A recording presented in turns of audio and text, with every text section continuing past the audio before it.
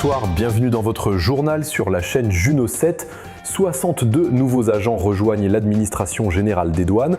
Lors d'une cérémonie à l'École nationale des douanes, ils ont prêté serment en présence de la directrice Marie-Florence Fanor-Alouidor, du directeur général Jules Seine-Édouard et du ministre de l'économie Alfred Fils-Métellus qui a rappelé le rôle crucial de la douane dans la protection de l'économie nationale.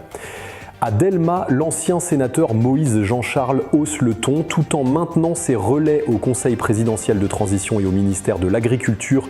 Il menace désormais d'un recours aux armes si l'insécurité perdure, illustrant son double jeu d'acteur du système et d'opposant radical.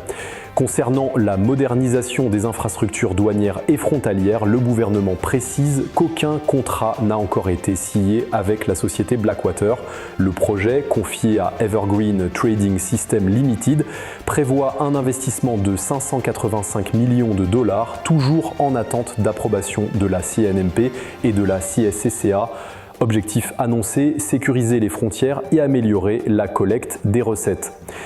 Sur le front de la transparence, le directeur général de l'ULCC Hans-Jacques Ludwig Joseph a rencontré l'ambassadeur du Canada, André-François Giroux.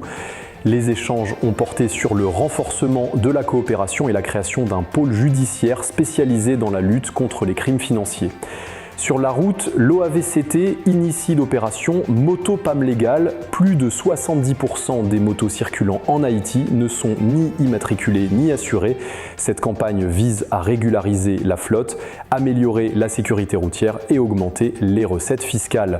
L'exécutif, de son côté, affiche son unité et confirme la tenue des élections au 7 février 2026. Le CPT, le gouvernement et le CEP affirment travailler ensemble pour garantir un scrutin inclusif et sécurisé. L'émotion est vive après la mort du jeune basketteur et influenceur Zami Anderson, tué lundi par une balle perdue devant le MENFP lors d'un sit-in de professeurs stagiaires. Le ministère a présenté ses condoléances et promet de faire la lumière sur ce drame. À l'international, la France annonce un renforcement de son aide humanitaire à Haïti. De 700 000 € en 2018, cette aide est passée à près de 16 millions d'euros en 2024, ciblant notamment plus de 80 000 enfants et les déplacés internes. Enfin, l'ancien sénateur Nenel Kassi retrouve la liberté.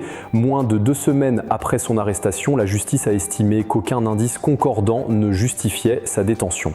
Merci d'avoir été des nôtres, à bientôt pour une nouvelle édition.